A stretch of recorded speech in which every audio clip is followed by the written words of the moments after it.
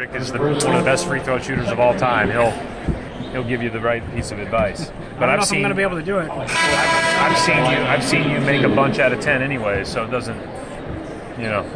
He's going to have to really help you to get you better. Bryce, welcome to the show. And can you please explain to me and to all of the listeners and viewers, how in the world do you manage to do this? Thanks, Rick. It's a pleasure to be on here with you this afternoon from a warm Las Vegas, Nevada.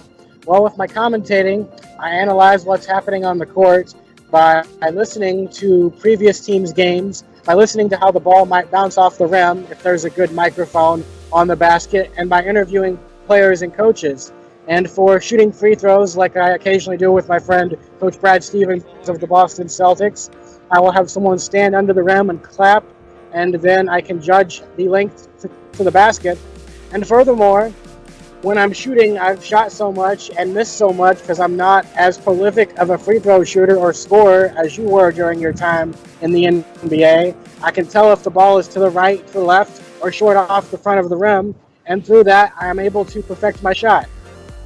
Well, that's pretty awesome. I mean, the part about doing the studying that you do and listening to the games, you obviously can't watch them. That's pretty remarkable. So I commend you for what you're doing, and I've heard you do a great job. I'm going to have to listen to one of your broadcasts. As far as the underhanded free throw shooting goes, though, I'm going to tell you right now, I can do that, and I got an idea because I actually shoot and demonstrate with my eyes closed, and I've been blindfolded before to do it. And it all comes down, like you pointed out, to a matter of feel. Because if you do it enough, and in your case, getting the feedback from whoever is watching you, telling you where it's going, hearing if it's hitting the rim or not. I hate it when I hear that sound. I like the sound of the swish, as you may have seen in my New York Life commercial when I was swishing and gave the big fist pump at the end. These people said to me, "Hey, how did you know you made it if you're blindfolded?" I said, "Easy. I heard the swish." And so you can relate to that, obviously. But if you practiced underhand, maybe someday we'll get together. I'll show you the form. And if you practice enough, you'll get to the point where you'll make a lot more than you miss. Trust me on that, Bryce. I would definitely like to try the underhanded free throw shooting style with you. I've been reading about your son, Canyonberry, who plays at the University of Florida and uses that same style to shoot his free throws. But I did have one question on your blind free throw shooting skills. When you shot these free throws blinded with a blindfold or by closing your eyes, did you have someone ever try to spin you around first to mess up your potential understanding of where the basket was from you in relation to where you started? Well, actually, I think we screwed around with that once on a TV show years ago that Joe Theismann was one of the hosts of. I forget the name of it right now. And that really does mess you up. There was no question about it. I mean, but here's the thing. I'm not going to spin around in the game before I go and shoot anyway. So why in the world would I want to do that and make it even more difficult than it perhaps could be if you're just shooting it the normal way? So I'm hoping we can get to do that. But let me ask you another quick question. In all of the different sports that you've covered and having to do it, with your being blind, which one do you feel is the most difficult for you to be able to have mastered?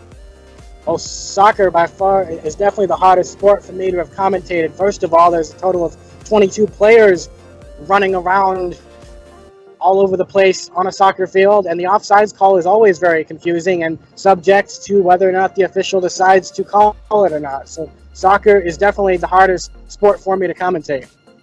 Well, I tell you, I want to wish you continued success. Folks, check him out, Bryce Weiler, if you have an opportunity to listen to him. Very special young man who does something very unique. No question about it. It's kind of unique, just like we're talking about here with this new broadcasting technology. Hey, please do me a favor, please, Bryce. Tell Brad Stevens that I really respect and admire what he's done. He's the first college basketball coach in decades and decades who has actually made the transition from college basketball to the pros and is doing a great job. So please extend my congratulations to him. I'll definitely let Coach Stevens know that. And just like with you, Coach Stevens is a man who really cares about helping others and helping them have the best life possible. And I think that's something that's often overlooked whenever people read or study about you, because they read about your underhanded free throw style, but they forget that you're an even better person than your basketball skills on the court. Well, thank you. I think it's more important that you're a better person than you are a basketball player. God bless you, Bryce. Continued success to you. And thank you for joining me here on Heads and Tails TV.